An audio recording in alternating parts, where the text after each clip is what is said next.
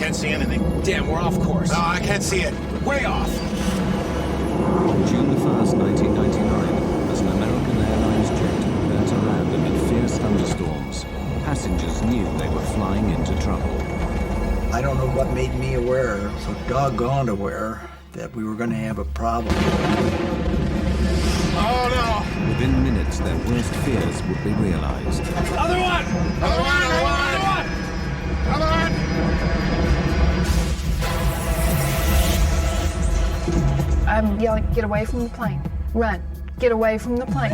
I don't know where we're at, but there's a road that goes around the airport. Well, we got a lot of people hurt. This film tells the story of a tragic and avoidable disaster. The investigation would reveal a lethal combination of pilot error, the devastating effects of severe weather, and a dangerous race to keep the plane on schedule. It would also uncover disturbing evidence of an industry-wide failing, one that could kill again at any time.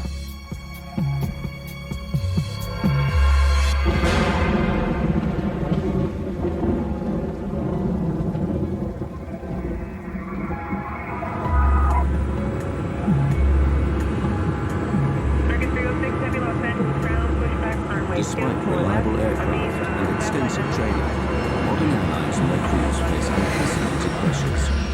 Intense industry competition demands that the whole system, from the flight planners to the pilots, be efficient and on time. The stresses this can bring would play a vital role in the loss of Flight 1420.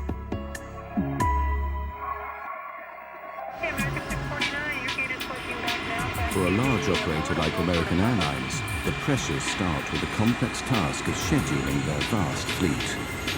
Dispatchers direct the planes around the world in a carefully choreographed dance.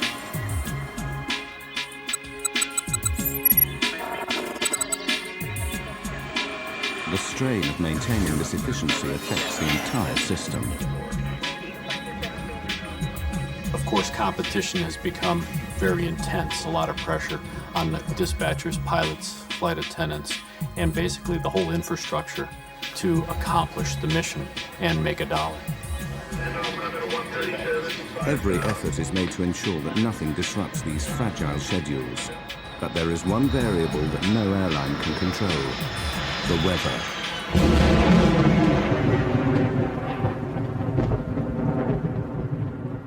The southern states of America are especially prone to severe weather. Storms not only cause delays, but pose extreme dangers to commercial jets. Delays, scheduling problems, and fierce thunderstorms would all conspire to turn a routine flight into a terrifying race against time.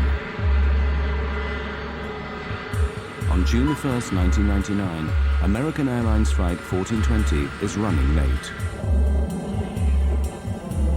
The movement of the storms, everything is sliding to the southeast. So yes, we do have a stormy evening headed our way.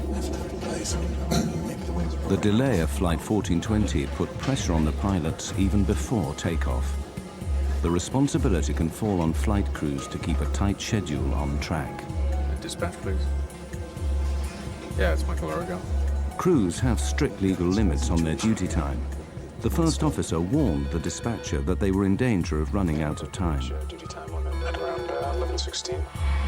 The flight had to take off in the next hour or be cancelled.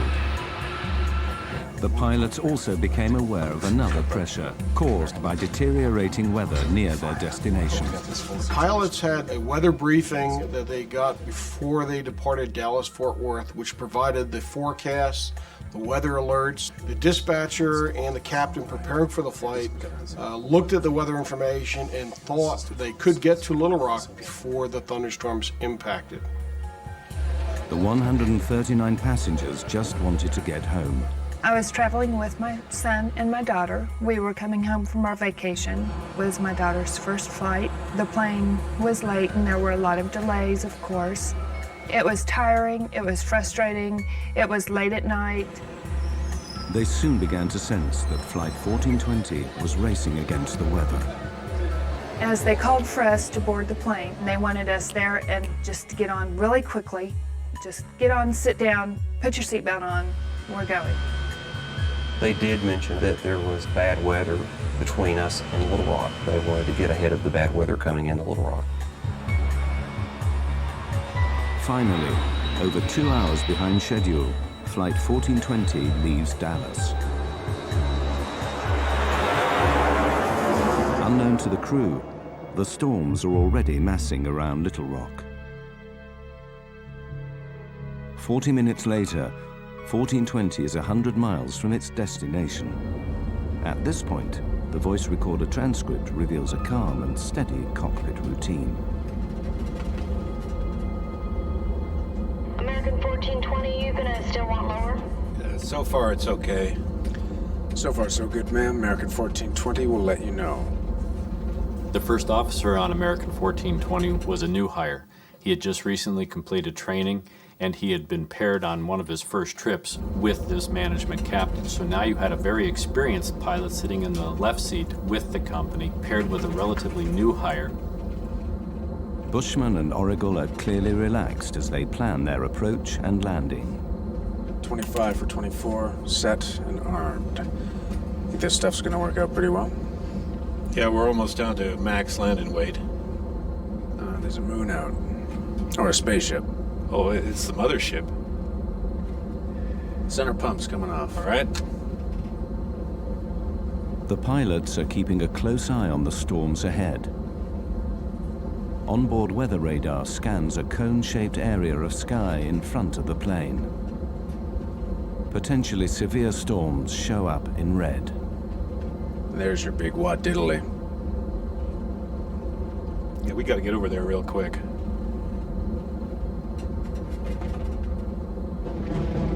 Don't like that. That's lightning. Sure is. The American Airlines dispatcher issued an update on the shape and formation of the thunderstorms.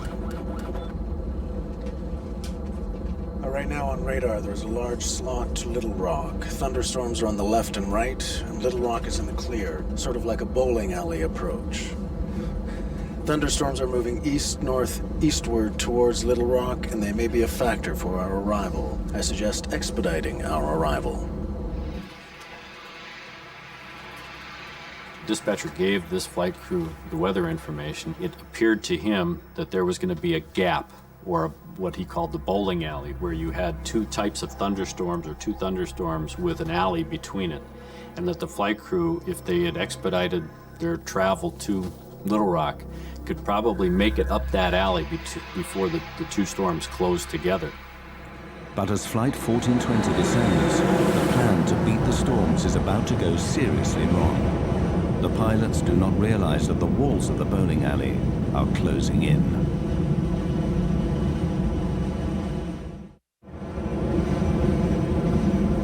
The route flown by American Airlines Flight 1420 is flanked by treacherous thunderstorms, a corridor the pilots call the bowling alley.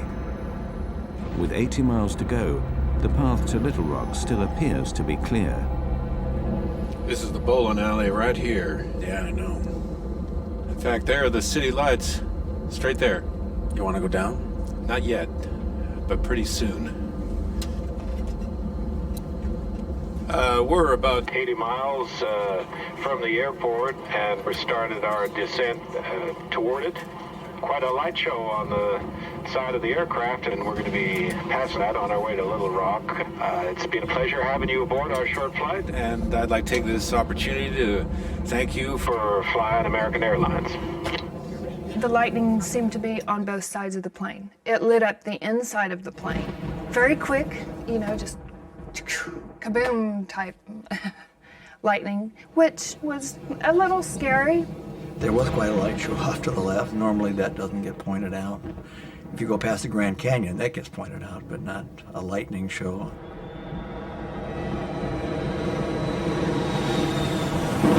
As the plane descends, transcripts of the cockpit voice recordings show that the pilots are aware of rough weather ahead. Descent checks complete. We got to get there quick. Yep. Sit them down early.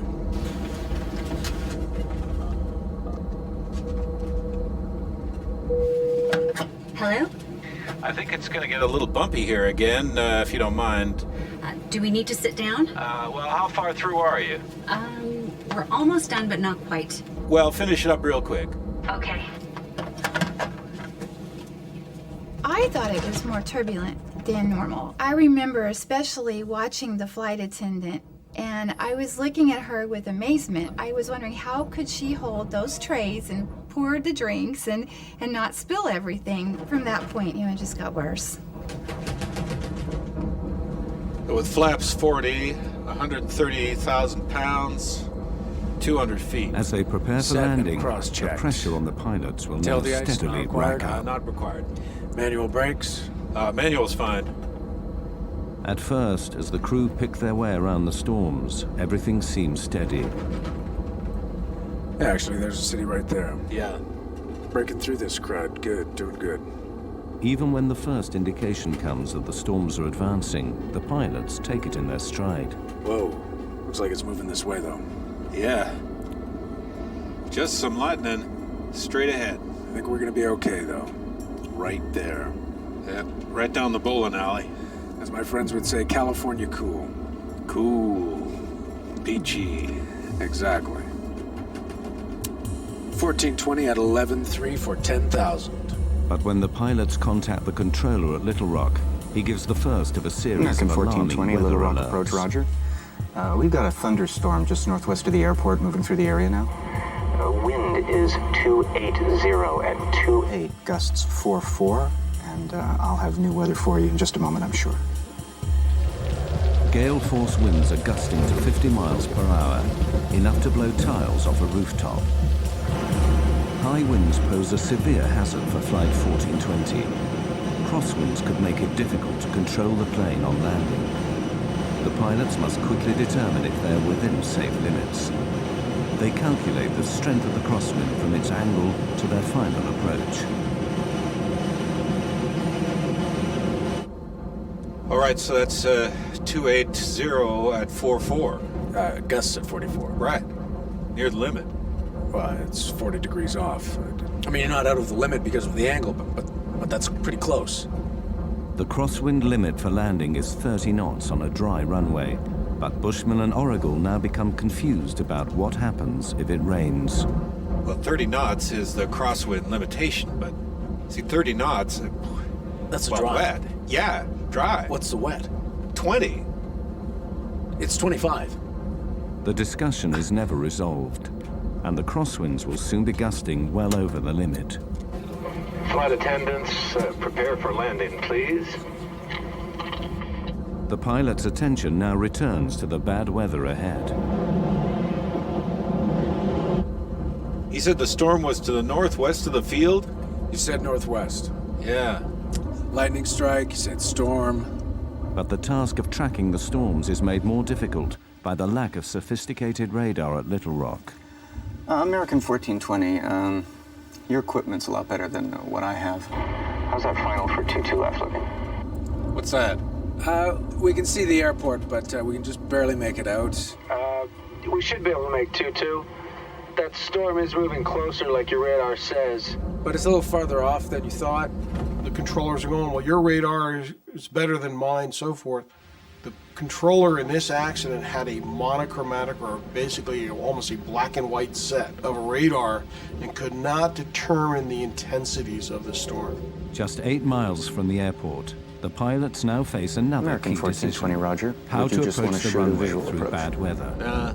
Controllers routinely ask pilots if they want to land visually, instead of relying on the airport's electronic instrument landing system, or ILS. But a visual approach means they must be able to see the runway, and this is proving difficult. No, we can't really make it out right now. We're gonna have to stay with you as long as possible. Now, as the wind suddenly changes direction, the pilot's problems quickly mount up. And the wind's kind of kicked around a little bit right now. It's 330 at 11. Whoa. It's a little better than it was. Yeah, 330 is tailwind, though.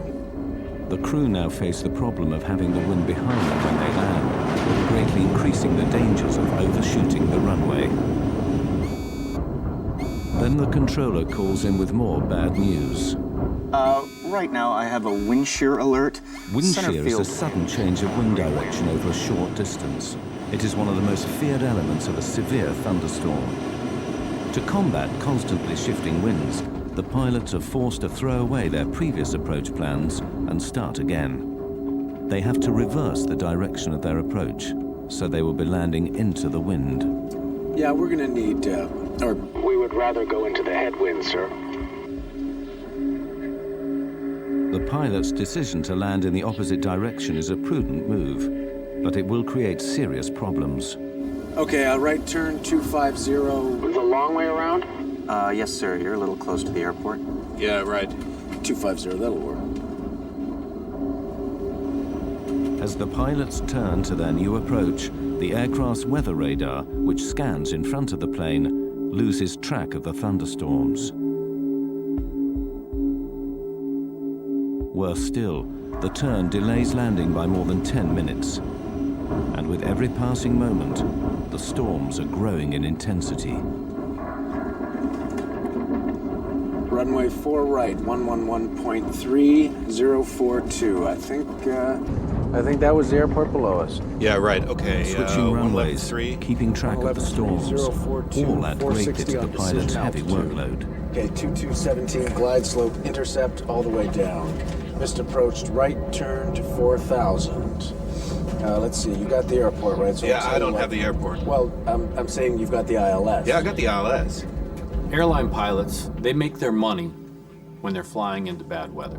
When the weather goes down, now all of a sudden the workload starts to increase because you have to factor in low clouds, rain, lightning, thunderstorms, wind. All of these elements start to bombard you the closer you get into the airport environment. American 1420, it appears we have a second part of this storm moving through. The wind now is 340 at 16, gust 34. With the storms worsening, the pilots need to make it to the airport as quickly as possible. You want to accept the short approach, keep it tight? Yeah, but if you can see the runway, because I don't quite see it. Yeah, it's right there. All right. See it? You just point me in the right direction. I'll start slowing down. Give me flaps 11. Damn, it's heading right over the field. American 1420, did you call me? We got the airport, but we're going right in between clouds. I think it's to my right, Off my 3 o'clock low, about 4 miles. American 1420, that's it. Do you want to shoot the visual approach, or you want to go out for the ILS? A visual approach will allow 1420 to reach the airport faster than one that depends on instruments. I can start the visual. If we can do it. American 1420's cleared, visual approach, runway 4 right. If you lose it, need some help, let me know, please. But a visual approach means the pilots must keep the runway in sight at all times. The transcripts now reveal rising confusion on the flight deck as the captain struggles to fix the position of the airport. Okay, did you notice something? Did you see the airport there? Where? There, okay, right. You're on a base for it, okay? It's right there. Well, I'm on a base now? It's like a dog leg. We're coming in, and there it is, right there. I lost it. You're downwind of it. It's right there. Well, I still don't see it. Just vector me. I don't know. American 1420, monitor 118.7, runway 4 right, cleared to land. The wind now 330 at 21. 18.7 will monitor American 1420, thanks. Cleared to land, runway 4. You see, if those red lights there. Now, what are they in relation to? There's the runway. There's 2 runways. Yeah, I know. See, we're losing it. I don't see how we can maintain visual. The pilots now have to abandon their direct visual approach and request help from Little Rock's instrument landing system. But this delays landing even further. Approach, American 1420. American 1420, yes, sir. Yeah, there's a cloud between us and the airport, and we've lost the field. We're on a vector. Well, basically we're on the last vector you gave us. Which is like a dog leg, it looks like. American 1420, can you fly heading 220? I'll take you out for the ILS. This news footage shows the storm on the night of the crash. As heavy rain cuts visibility even further, Captain Bushman becomes frustrated. See, I hate droning around visual at night in weather without having any clue where we are. The thing that was really getting to me was I knew we were getting very low. I knew that the rain was not letting up and that we were being jolted around quite heavily. See how we're going right in the middle of this crap? Right. Approach American 1420. I know you're doing your best, sir, but we're getting really close to this storm, and we'll keep it really tight if we have to. The plane was rocking and rolling at that point. It was pretty doggone unstable. I don't know what made me aware, so doggone aware, that we were going to have a problem. I don't know what did that. As Flight 1420 lines up for final approach, they are heading straight into the heart of the thunderstorm. The crisis for the flight crew is about to get even worse.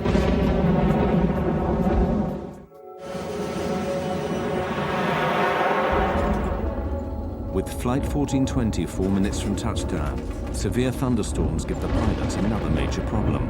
Blinding rain and thick cloud are obscuring the airfield. The visibility on the runway, known as RVR, is getting dangerously low.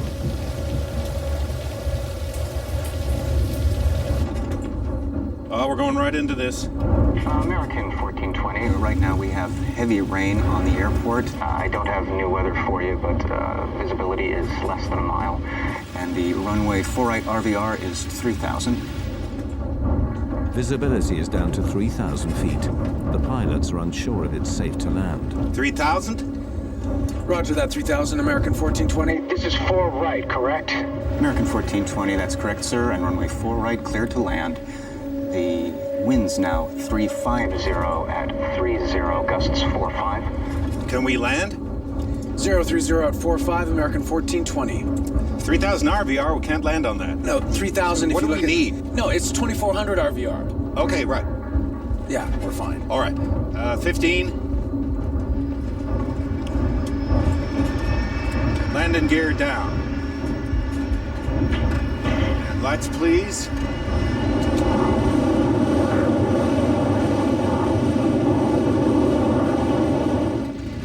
As we descended through a very dark black cloud. The rain seemed to be going horizontal. It was windy enough, apparently outdoors, that the plane was moving around a lot. I'd never done this before. I buckled up really tight, almost uncomfortably tight, and I was concerned enough. I put my shoes back on and got ready to go. There was something going on that made me very nervous. The crosswinds are way over the limit.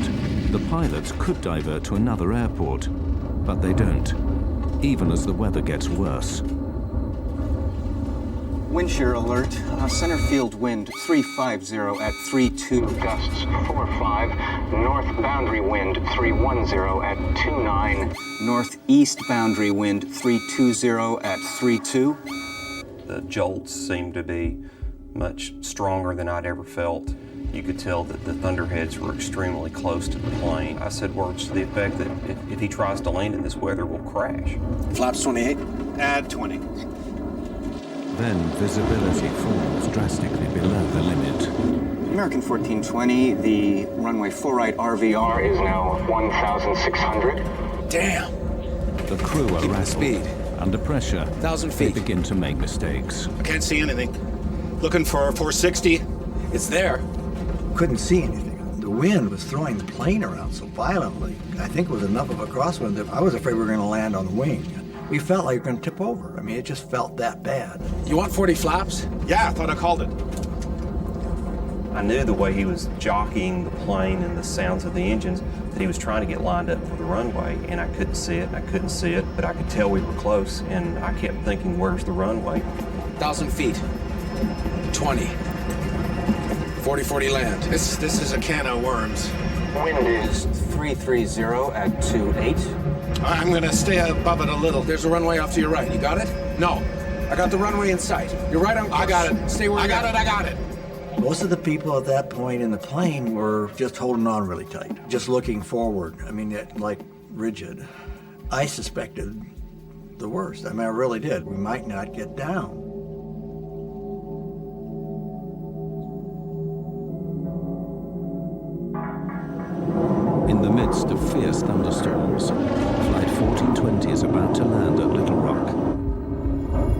visibility and high winds make the final approach treacherous. Wind 330 at 25. 500 feet. Plus 20. Wind 330 at 23. Damn, we're off course. No, I can't see it. Way off. I can't see anything. Got it? Got it! 100 feet. 50 feet. 40. 30. 20. 10.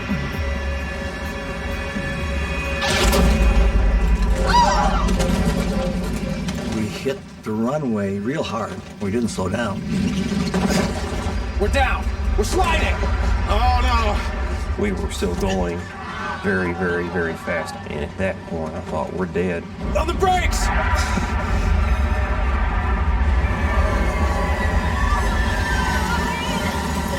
It was just chaos. It was terrifying. Quite literally terrifying. Other one! Other one, other one!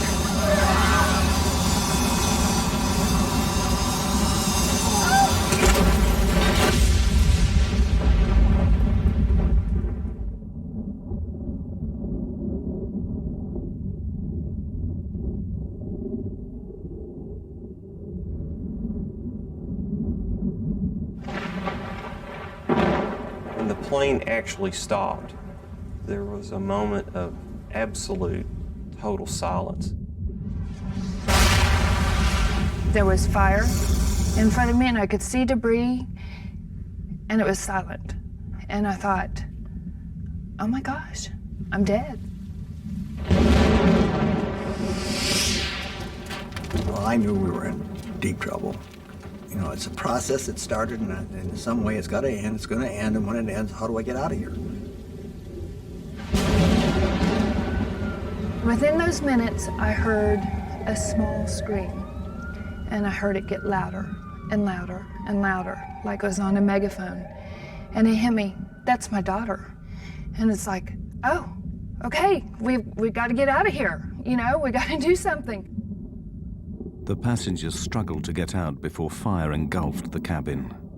I had a broken scapula, dislocated shoulder, and cracked ribs, and all sorts of stuff going on. But I didn't feel a thing. I just wanted to get out. I was not going to die in that thing. I got out of that plane probably in 10 seconds. It's like being in war. Go, go, go. I'm yelling, get away from the plane. Run. Get away from the plane. Go, go, go.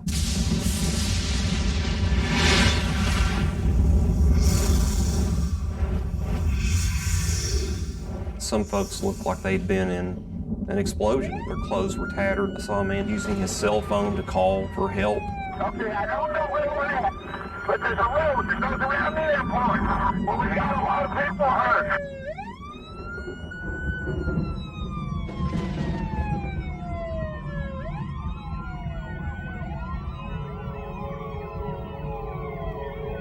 Traveling at over 100 miles an hour, the aircraft ran off the end of the runway, ploughed down a 25-foot embankment, and slammed into a steel walkway. The plane was ripped into several pieces. The wreckage finally came to rest on the muddy banks of the Arkansas River.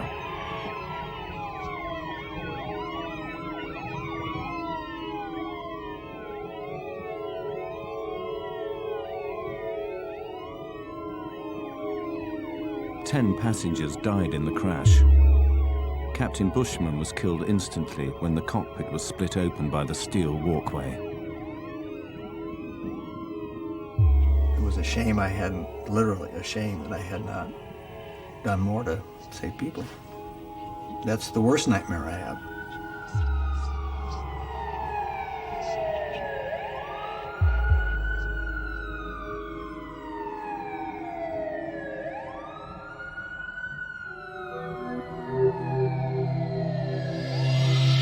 The U.S. National Transportation Safety Board was immediately notified.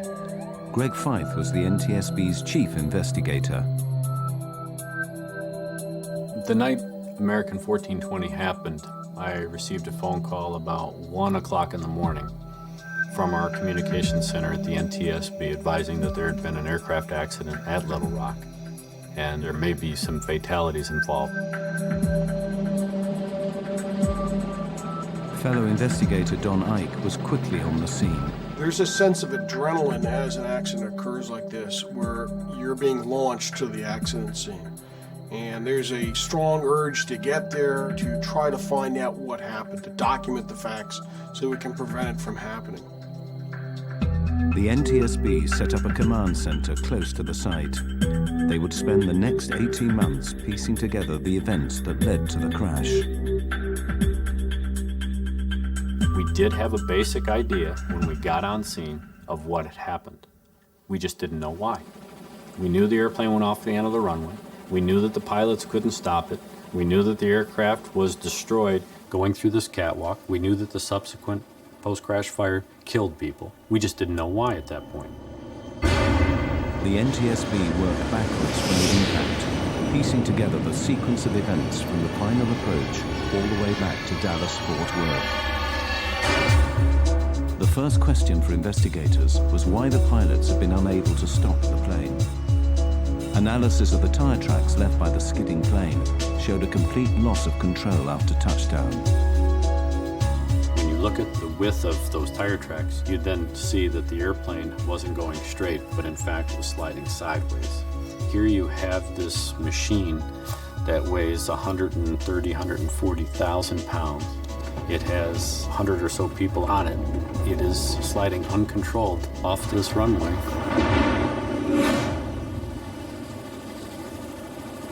Something had gone terribly wrong on landing, and investigators had to find out why. They questioned the survivors of Flight 1420, who would provide an extremely important clue.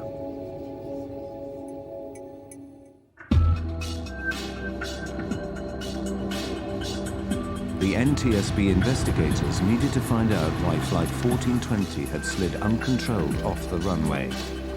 They set out to interview surviving passengers, many of whom were local to Little Rock. Their eyewitness testimony would point the inquiry towards the most important mechanical system used to slow a plane down after landing. We were really interested in were those passengers that were sitting in a position right near the wings who could look out the windows and tell us whether they saw the ground spoilers deploy. Spoilers are large flaps that flip up on landing, literally spoiling the airflow over the wings. This prevents them from giving lift and allows braking to take effect. Crucially, none of the passengers saw the spoilers deploy. To check their testimony, the NTSB examined information from the airplane's black boxes. The flight data recorder, which monitors the systems on board during flight, confirmed that the spoilers had failed to deploy. The implications were catastrophic. Flight 1420 had no hope of stopping in time. On the brakes! We're sliding! Oh no!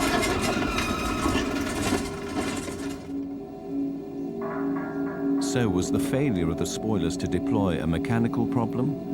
Or in the confusion of final approach, was it pilot error? To find out, the NTSB would make clever use of the cockpit voice we can recorder, see the airport, or but CVR. we can just barely make it out. You want 40 flaps? Yeah, I thought I called it. One of the key elements that the CVR team was listening for was the setting of the spoiler handle. We saw on the flight data recorder that the ground spoilers didn't deploy. We wanted to know if the handle had been actually armed or not, and we were looking for a specific click sound. We couldn't find that sound on the accident CVR, which led us to believe that the handle was never in the armed position at touchdown.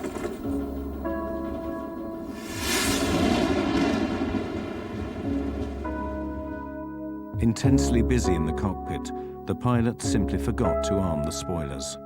Had they deployed, the MD-80 aircraft might have overshot the runway, but it would have stopped before hitting the catwalk. The pilots had made serious and ultimately fatal errors, but investigators wanted to know why. They suspected that pressures earlier in the flight led to these mistakes. They turned their attention to the weather.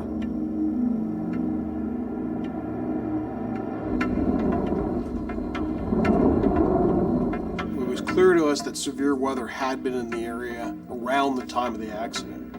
How it played a part was one of the things we had to try to discover. And putting the radar images in, the observations, trying to put it all together, would take weeks, of course, to get this information done.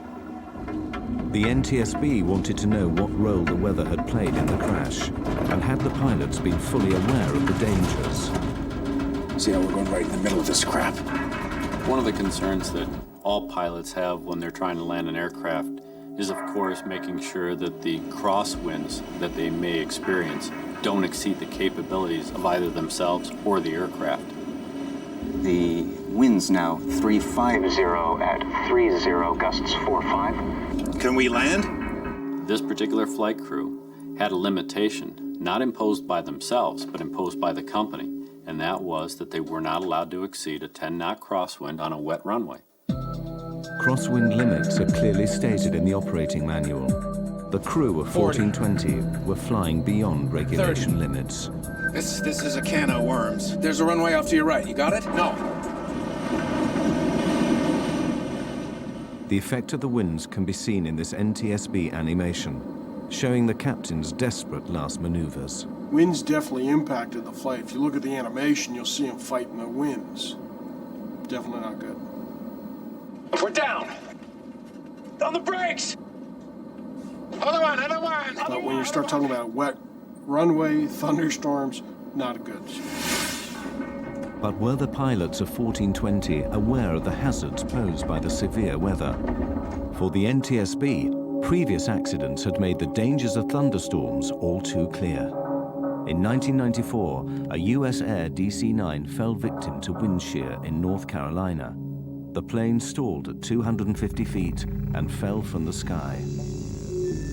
A Delta TriStar crashed after flying into the most severe kind of wind shear that created an intense downdraft of air. So, should the crew of 1420 have aborted the approach? There's the runway. There's two runways. Yeah, I know. See, we're losing it. I don't see how we can maintain visual.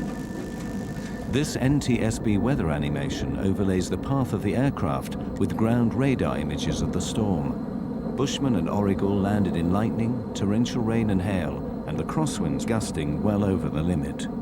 Based on the information that we had from ground-based weather radar, the flight crew of 1420 should have been seeing the majority of that storm.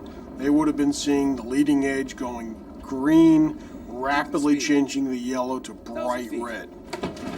I can't see anything. Looking for 460. As they progressed towards Little Rock, they started to paint the bad weather not only on their onboard radar, but they could see out the window lightning. And one of the key statements that this captain made, which basically summarized the entire flight, was the captain saying, I hate droning around visual at night in weather without having any clue where we are. I hate droning around at night when I don't know where I am. That was such a key statement. It was at that point, by an experienced 10,000-hour captain, that he should have abandoned the approach going into Little Rock and either gone to his alternate or made his way back to Dallas. But to make a statement like that and then continue an approach to an airport where you have a thunderstorm in progress over the airport is a recipe for disaster. But the pilots were not the only ones to be heavily criticized. As the investigation continued, American Airlines flight policy would come under fire, and an industry-wide scandal was about to be exposed.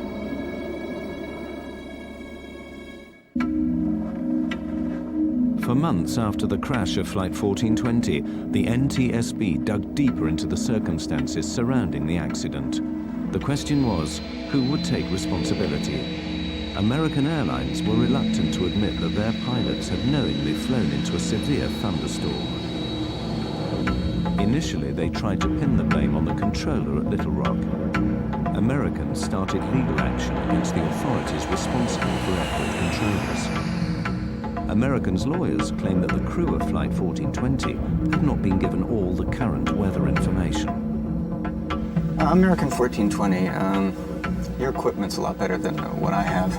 How's that final for 22 left looking? But after interviewing the controller at Little Rock, investigators were unconvinced. It's highly unlikely that the flight crew wasn't sufficiently informed about the nature of the weather and the severity of the weather, not only en route, but of course during the course of the landing at Little Rock.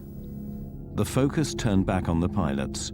Lawyers representing the passengers were determined to get American Airlines to accept liability for the crash. I mean, it is about money in a way, because you want to make them pay. Because I saw the letters that they would write back to my lawyer, minimizing what we had been through, minimizing my daughter's burns, cuts, the psychological effects it had on my son at age 15, and my daughter and me, and just minimizing everything. So you want to find a way to hurt him. Renee Solomons and many other survivors attended the NTSB public hearings held in Little Rock 8 months after the disaster. With the captain dead, the co-pilot was the first to testify. As we went off the end of the runway, I could see the runway lights coming up, and I knew we were going off the end of the runway. I couldn't see anything in front of us, and all I thought was the gear would collapse, and we would continue to slide. It's got to be okay. And then all of a sudden, I felt the impact. I followed it as close as I could.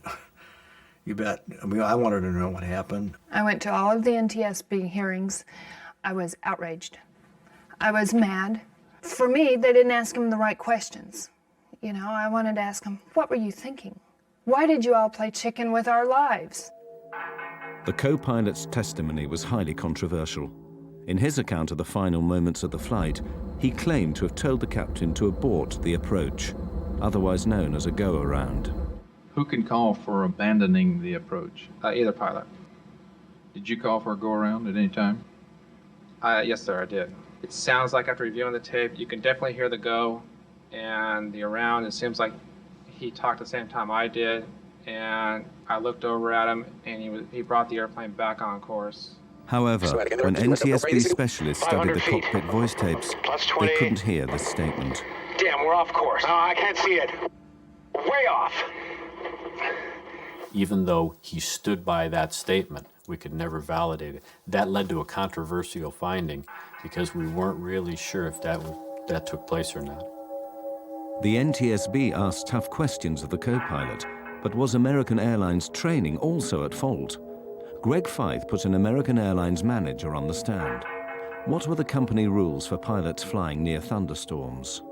When asked the question, he basically responded that he just didn't want his pilots flying into that type of weather. Our pilots are forbidden to enter or depart a terminal area blanketed by thunderstorms. To the NTSB, this policy simply wasn't clear-cut enough. Well, that's a very subjective call for a pilot. Pilots need boundaries. You have to set limits. If there's convective activity, that is thunderstorm activity, it's within 5 nautical miles of the airport. There's lightning, there's wind shear. Don't go there.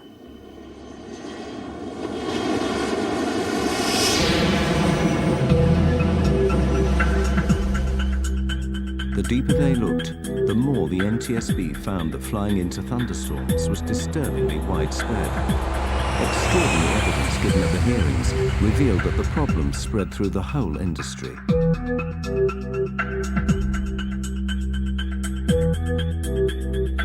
Expert analysts from MIT spent weeks recording the flight paths of planes landing at Dallas-Fort Worth. They waited for thunderstorms and watched how pilots reacted. Their animation plots the planes coming into land, overlaid with radar images of the storms. Anything yellow or orange is a potentially severe thunderstorm. Of the 2,000 encounters with thunderstorms, 2 out of 3 pilots flew into the storm and landed their aircraft. I was very surprised by the testimony at the public hearing, given the fact that they're flying the best equipment, typically have the best training, have the best information available to them. For those decisions to be made to continue into harm's way, it was very surprising to me that they tried to do that. Pilots know that if we go into that thunderstorm, we may not come out of that thunderstorm, and if we do, it may not be basically in one piece. Why did so many pilots fly into danger? The MIT researchers found pilots were more reckless if they were behind schedule, if it was night, and if aircraft in front of them were also flying into bad weather. In the Little Rock case, 2 of those 3 elements were present. It was night, and they were running late.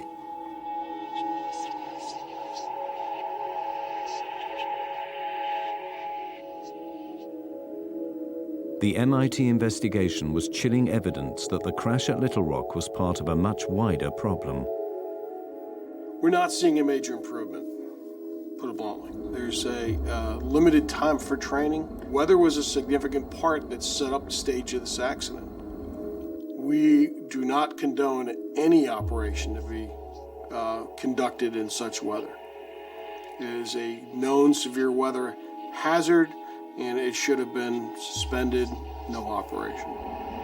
Ironically, it also emerged that new technology may be partly to blame for bad decision-making. We're desensitizing pilots. We're putting weather radar on board aircraft. We're putting wind shear detection systems on airplanes. Most of these systems only react when you're in the hazard. That time, it may be too late. But the root causes behind the crash of 1420 went even deeper. Why were the pilots so determined to land? Greg Feith found the answer back at Dallas-Fort Worth, before the flight even left the ground. There he found signs of a deadly condition in aviation known as get-there-itis. There may have been a sense of get-there-itis. The flight crew knew that they were pushing their 14-hour duty day. It had been a long duty day. The airport's right there. Let's try it. Let's see if we can accomplish the mission. Pilots are goal-oriented. We're mission-oriented. We will stick our nose in there to try and see if we can accomplish the mission. Sometimes we will accomplish that mission, but sometimes we get too far into it that we can't bail out. We don't have any more options, and bad things happen. For Flight 1420, the pressures of get-there-itis sparked a fatal series of mistakes I can't and see anything. misjudgments. Looking for 460. At the end of a long It's day, there. rushing to beat the storms and get the 140 passengers flaps? to their destination. Yeah, I thought I called The it. crew of Flight 1420 made the basic mistake that cost 11 people their lives. They forgot to arm the spoilers. They were so busy trying to get the plane on the ground that they forgot to do what they needed to do.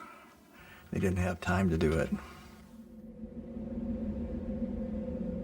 After the accident, American Airlines revised their checklist procedures. Both pilots must now confirm that the spoilers are armed, ready for landing.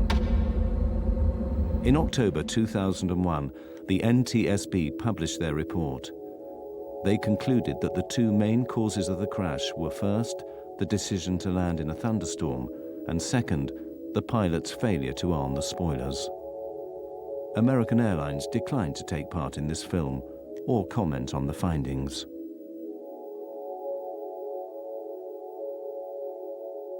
As an investigator, I had over 2 years to basically criticize and determine what the captain was trying to accomplish. That particular captain had seconds to make decisions based on the information he was getting.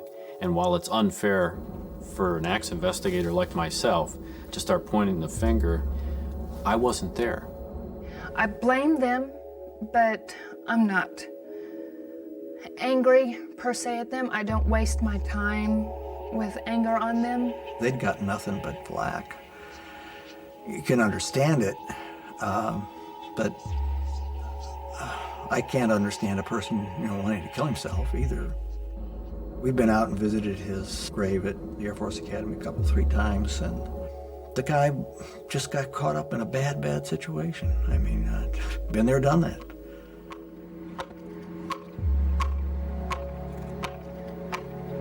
One year after the crash, the survivors of Flight 1420 gathered at the site to remember those who died. For surviving passengers, the effects of the crash are long-lasting and profound.